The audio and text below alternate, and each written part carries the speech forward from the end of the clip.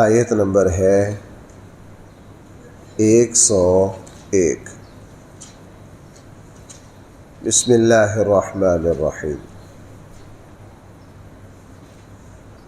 الحمد للہ رب العالمین، والصلاة والسلام علی سید المرسلین وعلی آلہ واصحابہ اجمعین، اما بعد فاعوذ باللہ من الشیطان الرجیم، بسم اللہ الرحمن الرحیم۔ ان الذین سبقت لهم منا الحسنى اولئک عنها مبعدون لا يسمعون حسیسها وهم فيما اشتهت انفسهم خالدون لا يحزنهم الفزع الأكبر وتتلقاهم الملائكة هذا يومكم الذي كنتم توعدون۔ صدق الله مولانا العظيم۔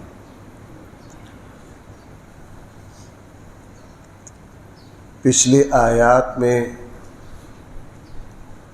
کافروں کا اور ان کے جہنم میں جانے کا تذکرہ آیا تھا۔ قرآن کریم نے ارشاد فرمایا تھا لہم فیہا زفیر، جہنم میں جا کے وہ گدھے کی طرح چیخیں گے، گدھے کی آواز کی طرح ان کی چیخ و پکار ہوگی، ہمیشہ ہمیشہ کے لیے جہنم میں جائیں گے۔ قرآن کریم کا اسلوب ہے جہاں برے لوگ اور ان کے برے انجام کا تذکرہ کرتا ہے، ساتھ ہی اللہ کے نیک بندے اور ان کے اعلیٰ ترین اعزاز و اکرام کا تذکرہ بھی قرآن کریم ساتھ ساتھ کرتا ہے تاکہ دونوں پہلو مد نظر رہے۔ ان آیات میں فرمایا ان الذین سبقت، یقیناً وہ خوش نصیب ایمان والے مومن مسلمان، سبقت لہم من الحسنى، جن کے بارے میں ہم نے پہلے سے اچھائی کا فیصلہ کر دیا ہے، اولئک عنہا مبعدون، وہ اس جہنم سے دور رہیں گے۔ وہ لوگ جن کے بارے میں ہم نے فیصلہ کر دیا ہے، جن کے پاس ایمان ہے، جن کے پاس نیک عمل ہے، اور وہ دنیا میں رہتے ہوئے اپنے اللہ کو راضی کر کے آئے ہیں، نیک عملوں کا ذخیرہ پاس لائے ہیں، وہ اللہ کے فضل اور اللہ کے کرم کے مستحق ہے۔ فرمایا اولئک عنہا مبعدون، ہم اس جہنم سے ان لوگوں کو دور رکھیں گے، ان کی حفاظت کریں گے۔ کتنا دور رکھیں گے؟ لا يسمعون حسیسها، یہ اس جہنم کی دوزخ کی آواز کو بھی نہیں سنیں گے۔ حدیث میں ہے کہ جہنم کے غضب کی ایک آواز ہے، اس میں ایک شدت ہے، جس طرح پانی کے چلنے کی ایک ہیبت ناک خوفناک آواز ہوتی ہے، تو جہنم کے عذاب کی، اس کے غضب کی، اس کے غصے کی ایک آواز ہوگی، اور اس میں جہنمیوں کی چیخ و پکار ہوگی۔ قرآن کریم نے ارشاد فرمایا جو نیک بندے ہیں، جن کے پاس ایمان ہے، جن کے پاس تقوی ہے، جن کے پاس اچھے اخلاق ہیں، جنہوں نے دنیا میں اللہ کے حکم کے تابع رہ کر اپنی زندگی گزاری ہے، جنہوں نے دنیا میں رہتے ہوئے یہ کہا کہ ہم آزاد خیال نہیں ہیں، ہم اپنے اللہ اور اپنے نبی کے حکموں کے پابند ہیں، ہم نے وہی کرنا ہے جو ہمارے آقا صلی اللہ علیہ وسلم نے ہمیں کرنے کی اجازت دی ہے، انہوں نے اللہ کا بندہ بن کر زندگی گزاری۔ فرمایا لا يسمعون حسیسها، وہ اس جہنم کی آواز بھی نہ سنیں گے۔ وَهُمْ فِي مَا اشْتَهَتْ أَنفُسُهُمْ خَالِدُونَ، اور وہ اس جنت میں اپنی پسند کی زندگی گزاریں گے، خالدون ہمیشہ ہمیشہ گزاریں گے۔ جنت میں رہ کر کوئی پابندی نہیں، جو چاہیں گے کریں گے، ہر خواہش ان کی پوری ہوگی۔ اللہ جل جلالہ قرآن کریم نے دوسری جگہ ارشاد فرمایا وَلَكُمْ فِيهَا مَا تَشْتَهِيهِ الْأَنفُسُ، جنت میں وہ ہوگا جو اہل جنت چاہے گے۔ نبی کریم صلی اللہ علیہ وسلم نے ارشاد فرمایا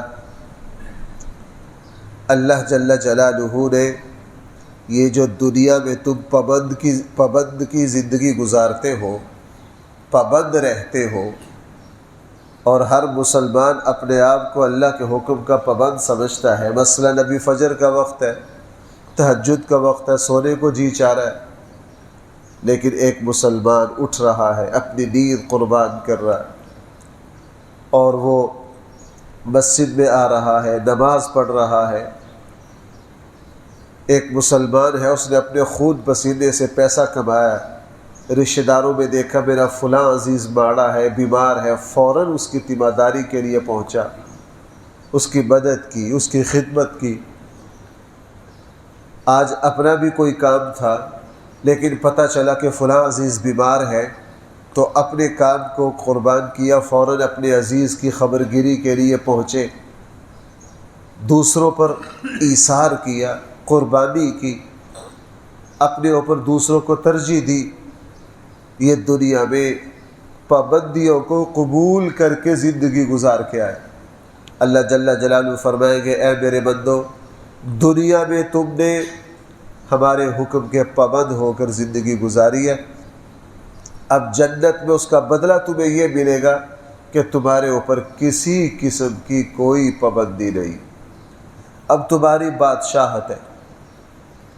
بھائی اب کیا ہے؟ تمہاری بادشاہت ہے، اب تم جو چاہو۔ اس لیے اعلان ہوگا کہ ہم آپ کو یہاں وہ جوانی دے رہے ہیں جس کو کبھی بڑھاپے کا خطرہ نہیں ہے، ہم تمہیں ایسی نعمتیں دے رہے ہیں جن پر کبھی زوال نہیں ہے۔ اور اللہ تعالیٰ اعلان فرمائیں گے کیا میرے بندوں میں اب تم سے راضی ہو رہا ہوں، کبھی تمہیں میری ناراضگی کا ڈر ہے؟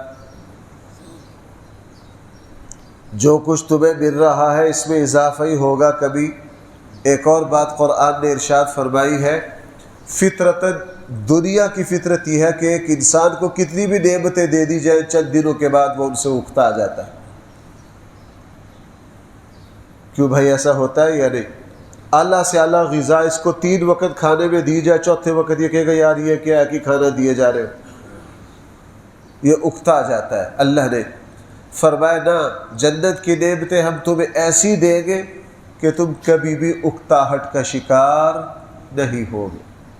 یہ پریشانیاں، کوئی خبر تمہارے کانوں تک ایسی نہیں آئے گی جو تمہارے مزاج کے خلاف ہو، جو تمہیں پریشان کرتی ہو۔ وہاں تمہیں کسی بیماری کا کوئی خطرہ، کسی نعمت کے چھن جانے کا کوئی اندیشہ نہیں ہوگا، یہاں تک کہ ہم دلوں کو نفرتوں سے، کدورتوں سے، غصے سے، حسد سے، بغض سے، ہر چیز سے دلوں کو کیا کر دیں گے؟ صاف کر دیں گے۔ اس لیے فرمایا وَهُمْ فِي مَا اشْتَهَتْ، اور یہ اللہ کے پسندیدہ بندے جنت میں اپنی پسند کی زندگی گزاریں گے، خالدون، اور بھائی یہ کتنا عرصہ کے لیے جائیں گے؟ ہمیشہ ہمیشہ کے لیے۔ لا يحزنهم الفزع الاکبر، اور ان کو بڑی پریشانی غم زدہ نہ کرے گی۔ فزع الاکبر، بڑی پریشانی، بڑا دکھ، لا يحزنهم، ان کو پریشان نہیں کرے گی۔ یہ بڑی پریشانی، بڑی مصیبت کیا ہے؟ مفسرین نے کئی باتیں لکھی، فرمایا کہ انسان کو سب سے بڑی پریشانی جو ہوگی، دنیا میں بھی رہتے ہوئے ہر کسی کو ہر وقت موت کا ڈر ہے۔ بھئی ہر کسی کو دنیا میں کیا ہے؟ کسی کو کوئی اس کے وقت کا پتہ نہیں ہے۔ رسول اللہ صلی اللہ علیہ وسلم نے فرمایا جب جنتی جنت میں چلے جائیں گے اور دوزخی دوزخ میں چلے جائیں گے تو ہمارے آقا صلی اللہ علیہ وسلم نے فرمایا اس وقت موت کو لایا جائے گا. اور ایک روایت میں میدان محشر کا ذکر ہے، وہاں موت کو لایا جائے گا. وہ ایک مینڈے کی شکل میں ہوگی. اللہ تعالیٰ جنتیوں سے پوچھیں گے، اللہ کے فرشتے پوچھیں گے تم اس کو پہچانتے ہو؟ وہ کہیں گے جی پہچانتے کیوں نہیں، دنیا میں اسی لیے تو تڑپا کے رکھا ہے. اس کو پہچانتے کیوں نہیں، ہر وقت تو دنیا میں اس نے ہمیں ڈرایا. فرشتے فرمائیں گے لو آج آپ کے سامنے اس کو ذبح کیا جا رہا. اس لیے وہ جو کہا جاتا ہے وہاں جا کے موت کو بھی موت آ جائے گی، وہاں جا کے موت کو بھی موت آ جائے گی.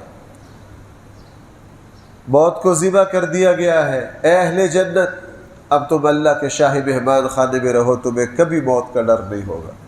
حدیث میں یہ ہے کہ جنتی اتنے راضی ہو گئے، اتنے خوش ہو گئے، اور دوزخی جو ہے وہ ان کا غم ہزاروں گنا بڑھ جائے گا. وہ سمجھ جائیں گے کہ جناب دنیا میں تو بڑی سے بڑی مصیبت موت کے ذریعے جان چھوٹ جائے گی، اب یہاں موت نہیں ہے، یہاں موت نہیں ہے. یہ جو جمعے کی جس حدیث میں کی تشریح انشاءاللہ جمعے میں آئے گی، اس میں کیا ہے کہ عذاب ہو رہا ہے، سر کچلا جا رہا ہے. ایک فرشتہ اس کے سر پہ بہت پتھر کی ایک چٹان مارتا ہے اور وہ پتھر لڑ کھڑا کے بڑی دور جاتا ہے. وہ فرشتہ اس کو اٹھا کے لاتا ہے، اتنے میں بھائی اس کا سر کیا ہو جاتا ہے، ٹھیک ہو جاتا ہے. چونکہ وہاں موت کا کوئی تصور نہیں ہے، وہاں مقصد تکلیف ہے. اور جنتیوں کو وہاں جو کچھ ملے گا اس کا مقصد راحت ہے.